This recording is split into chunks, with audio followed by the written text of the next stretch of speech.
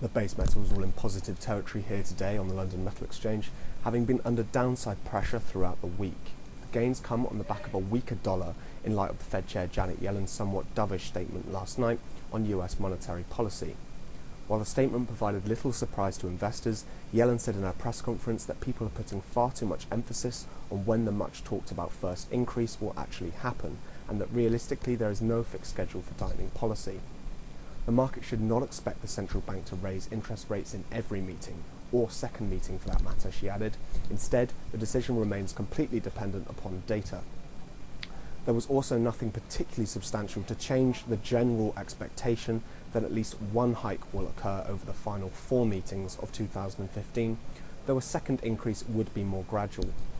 The Fed also lowered its expectations for growth and employment for 2015. After sluggish growth in the first quarter, it now expects the US economy to grow around 2% this year, downwards from upwards of 2.3% previously, and unemployment to rise to 5.2% by the end of 2015, from as low as 5% before.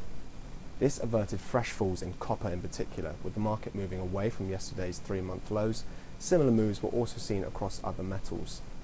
The US currency is now at its lowest in around a month against the euro, around that 1.14 level, ahead of a few key reads out of the country later today, including inflation figures and the weekly jobless claims.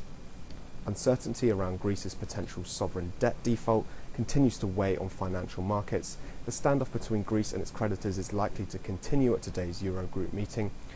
The country has less than 2 weeks left to reach a deal, or it faces defaulting on a $1.6 billion loan repayment due to the IMF. For the metals, prices may now react to short-term technical considerations, while wider macroeconomic developments play out. Summer conditions in particular will dampen physical offtake. Copper recently traded around $5,800 per tonne. Aluminium continued to move away from the sub-1700 levels, and zinc has recovered from the previous day when prices fell to their lowest since the start of April.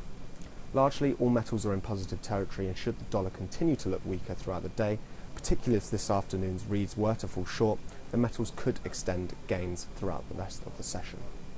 This is Ian Walker reporting for FastMarkets down here at the London Metal Exchange.